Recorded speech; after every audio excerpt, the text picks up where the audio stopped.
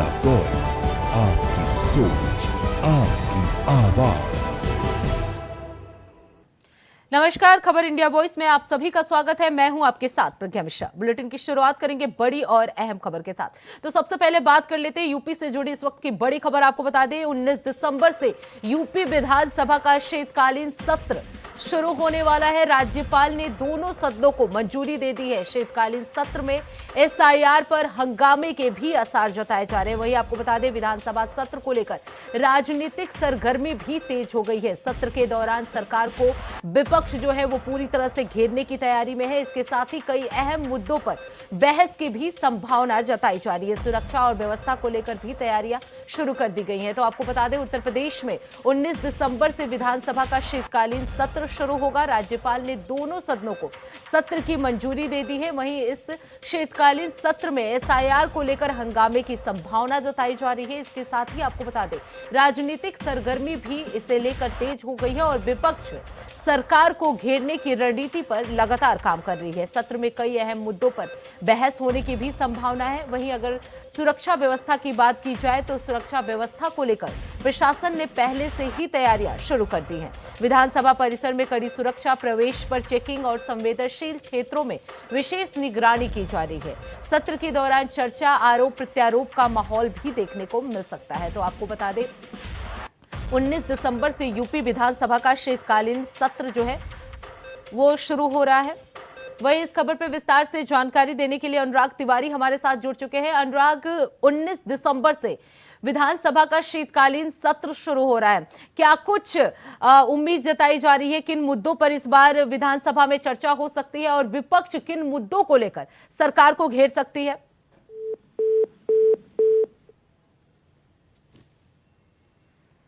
तो दोबारा अनुराग से जुड़ने की कोशिश करेंगे। तो आपको बता दें कई अहम मुद्दों पर बहस जारी है।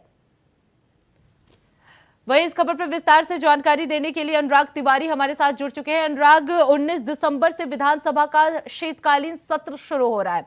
क्या कुछ उम्मीद जताई जा रही है? किन अहम मुद्दों पर इस बार चर्चा हो सकती है और जो विपक्ष है वो किन मुद्दों को लेकर हंगामा कर सकता है या किन मुद्दों को लेकर सरकार को घेर सकता है?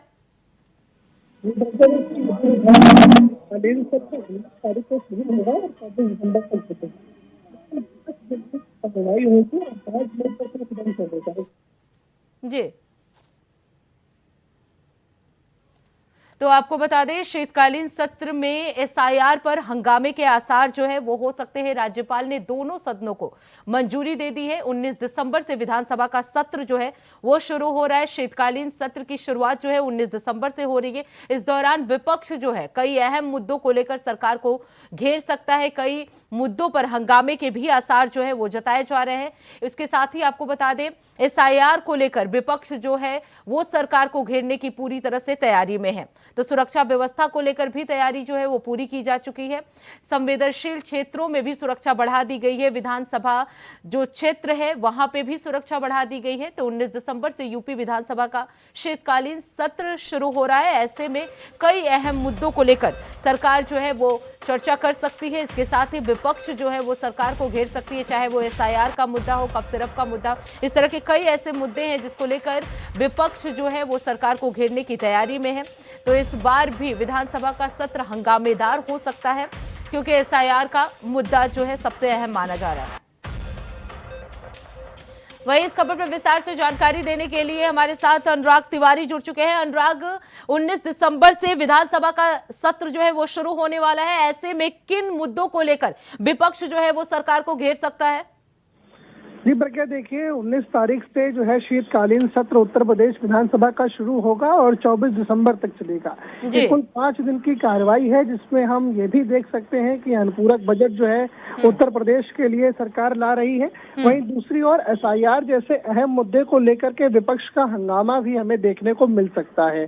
देखिए अनुपूरक बजट एक और है जहाँ 9 लाख करोड़ रुपए का ये बजट बताया जा रहा है। तो वहीं दूसरी ओर ये लगभग तय माना जा रहा है कि एसआईआर की जो प्रक्रिया चल रही है और जिसमें लगातार विपक्ष जो है बिल्कुल मुखर होकर के सत्ता पक्ष को घेरता नजर आ रहा है, ये घिराव, ये बयानबाजी और इससे अधिक बयानबाजी हम होने वाले शीतकालीन सत्र में देखने वाले हैं।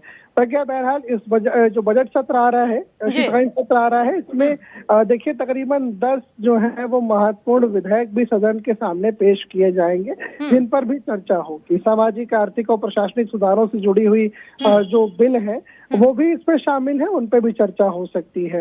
लेकिन इन सब के बीच जो सबसे ज्यादा चर्चा का विषय है वो ये विषय है कि आखिर विपक्ष जो है वो किन किन मुद्दों पर सरकार को घेरता नजर आएगा और हंगामा किस पे देखने को मिलेगा। तो जवाब बस इतना ही कि एसआईआर की प्रक्रिया के चलते, प्रज्ञा, जो विपक्ष लगातार मुखर होके सत्ता पक्ष को घेर रहा था, वैसी ही कुछ चीजें हम इन 5 दिनों के अंदर भी देखेंगे। देखिए 5 दिन का समय सीमा काफी कम है, इसको लेके विपक्ष ये भी कह रहा है कि खाली जो है खाना पूर्ति है, समय सीमा इतनी कम है, चर्चा नहीं हो सकती। तो देखिए अभी से ही जो शुरुआत है वो हो गई है।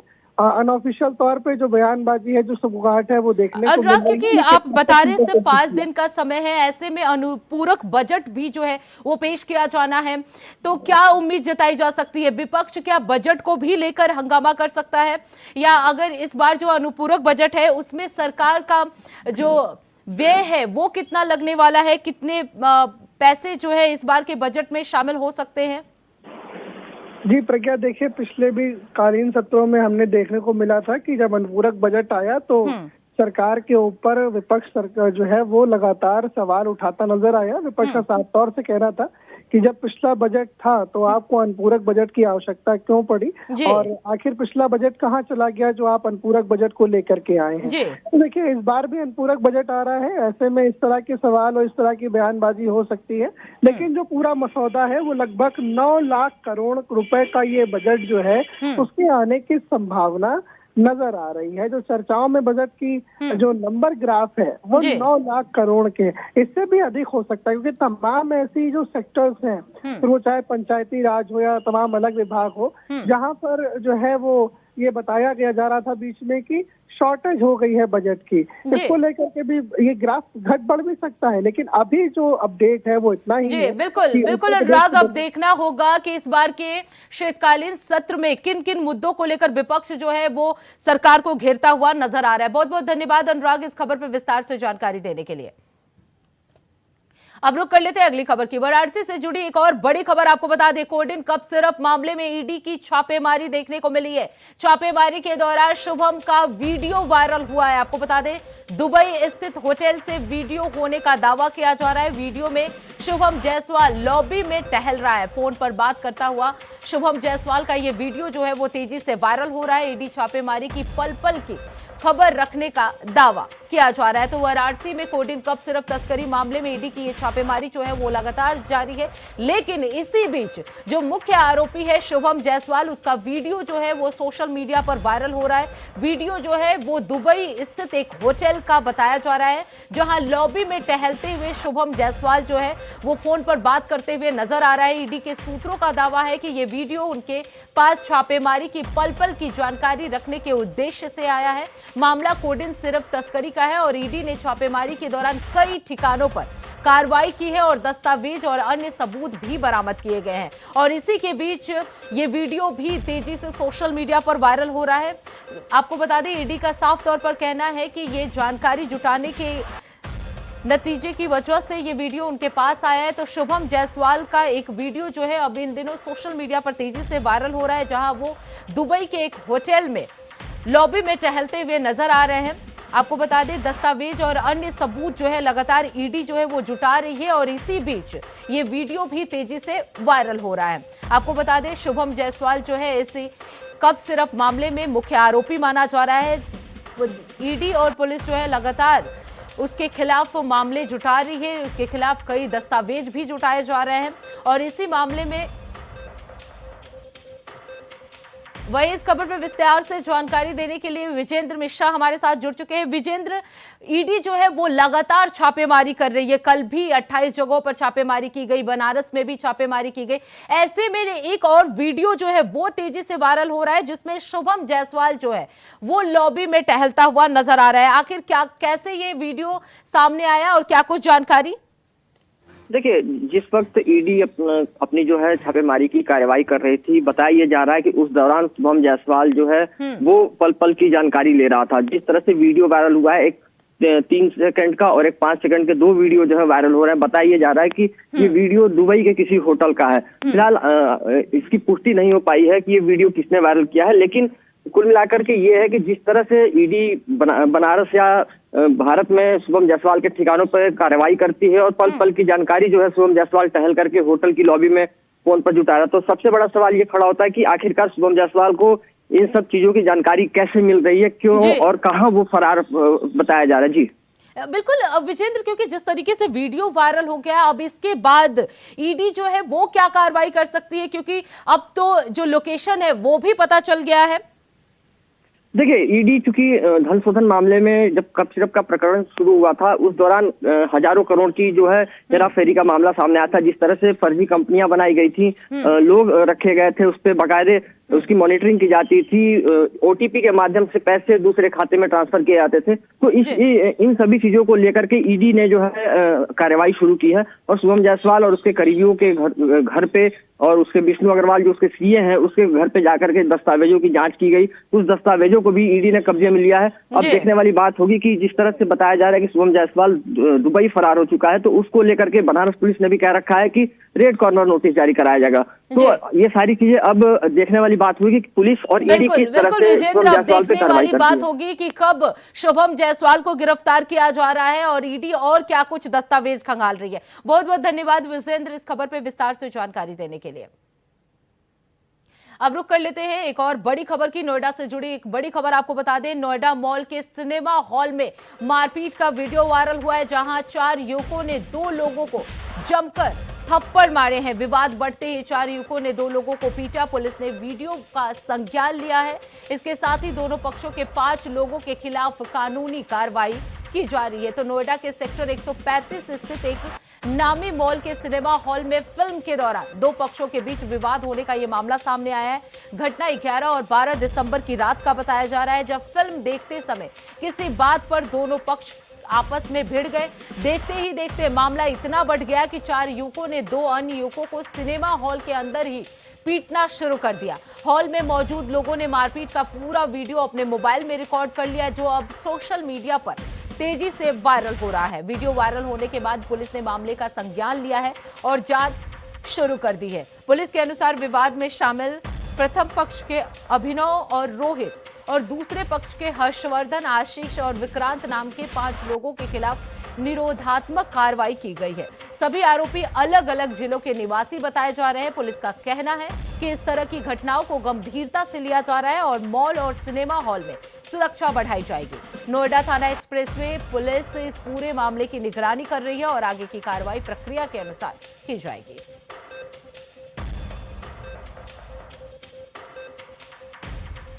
तो आपको बता दें, नोएडा के एक सिनेमा हॉल में मारपीट का ये वीडियो जो है वो वायरल हुआ है, जहां 4 युवक 2 युवकों को पीटते हुए नजर आ रहे हैं, जिसके बाद से पुलिस ने इनके खिलाफ मामला दर्ज कर लिया है। अब आगे की कार्रवाई जो है वो जारी है।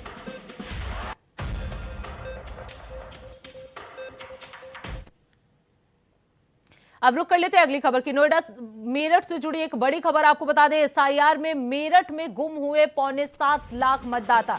तो ये बड़ी जानकारी आपको बता दें, एसआईआर की प्रक्रिया के दौरान 7 लाख मतदाता के गुम होने की खबर सामने आई है। 30 से 40% मतदाता ग्रामीण जड़ों में शिफ्ट हुए हैं। गायब हुए वोटर्स में डुप्लीकेट मृत्यु वोटर भी शामिल हैं। आपको बता दें, गुम मतदाताओं के सत्यापन के लिए अभियान तेज कर दिया गया है। 26 दिसंबर तक अभियान जो है वो लगातार जारी रहेगा। 275 अफसर जो है इस अभियान के लिए लगाए गए हैं। वहीं शहर के देहात को बड़ी तादाद में शिफ्ट हुए वोटरों के भी नाम जो है वो गुम हुए हैं। तो मेरठ में एसआईआर प्रक्रिया के दौरान लगभग 7.25 लाख मतदाता गुम होने का मामला सामने आया है। इसमें 30 से 40% मतदाता जो है वो ग्रामीण क्षेत्रों में शिफ्ट हो गए हैं। गायब मतदाताओं में डुप्लीकेट मतदाता, मृतक मतदाता भी शामिल हैं। वहीं अधिकारियों ने इन गुम मतदाताओं के सत्यापन के लिए अभियान शुरू कर दिया है। यह अभियान 26 दिसंबर तक चलेगा और इसमें 275 अधिकारी जो है वो लगाए गए हैं। शहर से ग्रामीण क्षेत्रों में बड़ी तादाद में वोटरों का स्थानांतरण हुआ था, जिससे चुनाव अधिकारियों को सत्यापन और सही मतदाता सूची बनाने में चुनौतियों का सामना करना पड़ रहा है। तो मेरठ का ये पूरा मामला है, जहां लगभग 7 लाख मतदाताओं के गुम होने की खबर जो है वो शामिल हुई है। 30 से 40% वोटर्स जो है वो गुम पाए जा रहे हैं। गायब हुए वोटर्स में डुप्लीकेट और मृत्यु वोटर भी शामिल है। कुछ लोग जो है वो गांव की तरफ शिफ्ट हो गए हैं, जिसकी वजह से जो SIR की प्रक्रिया है उसे करने में काफी तकलीफें हो रही है।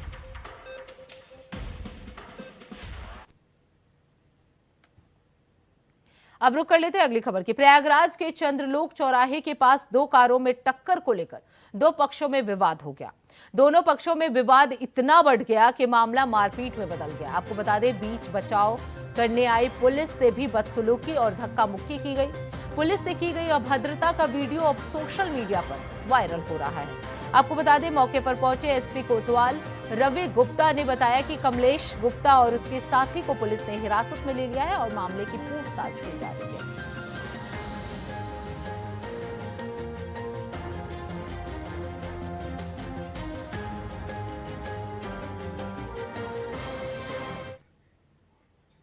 अब रुक कर लेते हैं अगली खबर की। सुप्रीम कोर्ट के वरिष्ठ अधिवक्ता महमूद प्राचा ने मेरठ में मीडिया से बातचीत के दौरान SIR को लेकर तीखी प्रतिक्रिया दी है। उन्होंने कहा कि SIR की पूरी प्रक्रिया गैर कानूनी है और इसमें शामिल अधिकारी और कर्मचारी अपराध कर रहे हैं। प्राचा ने कहा कि जो भी BLO या कर्मचारी इस प्रक्रिया में भाग ले रहे हैं, उन्हें भविष्य में इसकी सजा भुगतनी पड़ेगी। उन्होंने BLO से अपील की है कि वो रिप्रेजेंटेशन ऑफ पीपल एक्ट और उससे जुड़े नियमों को पढ़कर ही कोई कार्य करे और इस प्रक्रिया से दूर रहे। प्राचा ने SIR के दौरान जान गंवाने वाले BLO को ईमानदार अधिकारी और देश का शहीद भी बताया। उन्होंने कुछ नेताओं पर भी गंभीर आरोप लगाए हैं। डिटेंशन सेंटर को लेकर उन्होंने दावा किया कि कोई भी आम नागरिक वहां नहीं जाएगा। जो लोग ऐसे सेंटर बना रहे हैं वही उनमें जाएंगे। तो SIR पूरी तरह से गैर कानूनी है। महमूद प्राचा की तरफ से ये कहा गया है। वरिष्ठ अधिवक्ता हैं और उन्होंने साफ तौर पर कहा है कि SIR में शामिल अधिकारी अपराधी हैं। हम लोगों की गारंटी है। मेरठ में देखिए, सबसे मैं मेरठ में यहाँ खड़ा हूँ। मेरठ में कितनी बड़ी दुर्भाग्य की बात है, वकील एजिटेशन कर रहे हैं किसके लिए? अपने लिए। जो पश्चिम उत्तर प्रदेश की और इस तरफ वाले हिस्से की जनता है, उसको इलाहाबाद और लखनऊ चल के जाना पड़ता है, वरना मन मसोस के खून का घूंट पी के डिस्ट्रिक्ट की अदालतों के फैसले को, चाहे वो उसे सही माने या गलत, चुपचाप सह लेना चाहिए। तो मैं जनता से भी कहता हूं, अभी जो आह्वान हो रहा है ना ये मेरठ बंद का, उसमें मेरठ बंद नहीं, पूरा पश्चिम उत्तर प्रदेश बंद होना चाहिए, क्योंकि ये पश्चिम उत्तर प्रदेश के लोगों को न्याय दिलवाने के लिए वकील अपनी कुर्बानी दे रहे हैं। अगर एक दिन वकील काम नहीं करते तो उनके भी बीवी बच्चे होते हैं। ये मैं आम जनता से गुजारिश कर रहा हूं कि वकीलों का साथ दें, ताकि आपको न्याय मेरठ जिले में ही सारे पश्चिम उत्तर प्रदेश के लोगों को न्याय मिल सके हाई कोर्ट तक का। तो मैं ये गुजारिश करना चाहता हूं पश्चिम उत्तर प्रदेश की जनता। अब रुक करते हैं अगली खबर की। हरियाणा के मुख्यमंत्री नायब सिंह सैनी ने बताया कि पूर्व प्रधानमंत्री अटल बिहारी वाजपेयी के जन्म शताब्दी वर्ष के तहत विशेष कार्यक्रम आयोजित किए जा रहे हैं। 25 दिसंबर को अटल जी के 100 वर्ष पूरे होंगे और उनकी जयंती की पूर्व संध्या पर केंद्रीय गृह मंत्री अमित शाह अटल जी की प्रतिमा का अनावरण करेंगे। इस अवसर पर एक विशेष प्रदर्शनी और रक्तदान शिविर का भी आयोजन किया जाएगा, जिसका उद्घाटन अमित शाह करेंगे। इसके अलावा गृह मंत्री वीर बल दिवस पर आयोजित एक अलग कार्यक्रम में भी शामिल होंगे।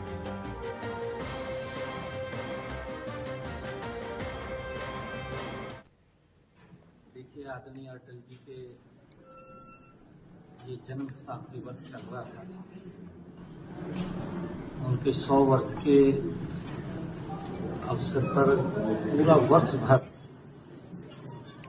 कार्यक्रम चले हैं और 25 दिसंबर को अटल जी के 100 वर्ष पूरे हो जाएंगे। 101वें वर्ष में उनका जन्म हो जाएगा और उस अवसर पर अटल जी के जन्मदिन की पूर्व संध्या पर देश के यशस्वी गृह मंत्री आदरणीय अमित शाह जी, अटल जी की प्रतिमा का उद्घाटन करेंगे। एग्जीबिशन अटल जी के उस पर होगी और यहाँ पर एक ब्लड डोनेशन कैंप वो भी लगेगा। जहाँ अटल जी की प्रतिमा का उद्घाटन करेंगे वहीं ब्लड डोनेशन कैंप का भी उद्घाटन आदरणीय अमित शाह जी करेंगे। 24 तारीख को आदरणीय अमित शाह जी के कई कार्यक्रम यहाँ पर रहने वाले हैं। एक कार्यक्रम हमारे 5000 बच्चे पासिंग आउट वो पुलिस में हुए हैं, उनको आदरणीय अमित शाह जी यहाँ पर उस कार्यक्रम के अंदर रहने वाले हैं। और उसके बाद क्योंकि 25 और 25 को अटल जी की जयंती है और 26 को वीर बाल दिवस है। वीर बाल दिवस के अवसर पर भी आदरणीय अमित शाह जी एक अलग कार्यक्रम उसमें रहने वाले हैं, हम उसको ऑर्गेनाइज कर रहे हैं। इन कार्यक्रमों को लेकर के आज यहाँ पर अटल पार्क में निरीक्षण करने के लिए मैं आया था और व्यवस्थाओं को देखने के लिए मैं आया था। अटल जी के प्रतिमा का अनावरण होगा, उसको लेकर के हमने आज यहाँ निरीक्षण किया। अब रुक कर लेते हैं अगली खबर की। खबर बदायूं के मूसा झाग थाना क्षेत्र से है, जहां पुलिस ने लूट की घटना के आरोपी को मुठभेड़ में गिरफ्तार कर लिया। घटना गुल्लड़िया के पास हुई है। आरोपी उमेश उर्फ छोटा, जो बरेली के थाना कैंट मिर्जापुर का रहने वाला है, उसके पैर में गोली लग गई है, जिसकी वजह से वो घायल हो गया है। आरोपी के कब्जे से लूट का माल 6200, एक अवैध तमंचा, 315 बोर, 2 जिंदा कारतूस और एक खोखा बरामद हुआ है। मुठभेड़ के दौरान 2 अन्य आरोपी जो हैं वो फरार हो गए हैं। पुलिस ने मुख्य आरोपी को गिरफ्तार करके उसे जिला अस्पताल में भर्ती करा दिया है। वहीं 5 दिसंबर को मूसा झाग थाना क्षेत्र में हुई लूट और 6 दिसंबर को बिसौली थाना क्षेत्र में छीना झपटी की घटनाओं के आरोपियों की धरपकड़ में ये कार्रवाई हुई है। मुखबिर की सूचना पर पुलिस ने घेराबंदी की, लेकिन बदमाशों ने फायरिंग शुरू कर दी, जिसके बाद जवाबी कार्रवाई में जो आरोपी है वो घायल हो गया। मुकदमा का संख्या 278/25 धारा 309(4) पंजीकृत हुआ था, जिसमें लूट की घटना अज्ञात अभियुक्तों ने कारित की थी। इसी क्रम में पुलिस टीम द्वारा जगह जगह दबिश दी जा रही थी, अभियुक्तों का पता किए जाने का प्रयास किया जा रहा था। आज मुखबिर से जानकारी मिली कि अभियुक्त पुनः क्षेत्र में घटना कारित करने आ रहे हैं। इसी क्रम में यहाँ चेकिंग लगाई गई थी और एक जो अभियुक्त है उसको आज पुलिस एनकाउंटर के बाद गिरफ्तार किया गया है।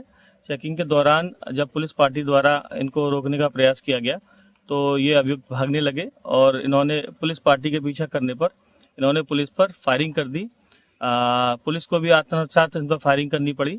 इसमें एक अभियुक्त घायल हो गया, जिसका नाम उमेश उर्फ छोटा, निवासी ग्राम मिर्जापुर, थाना कैंट बरेली है। इसके 2 साथी भागने में सफल रहे। एक हमारा सिपाही राजूपाल वो भी घायल हुआ है। तो इसी के साथ इस बुलेटिन में बस इतना ही। देश दुनिया की तमाम बड़ी खबरों के लिए देखते रहिए इंडिया वॉइस। तब तक के लिए नमस्कार।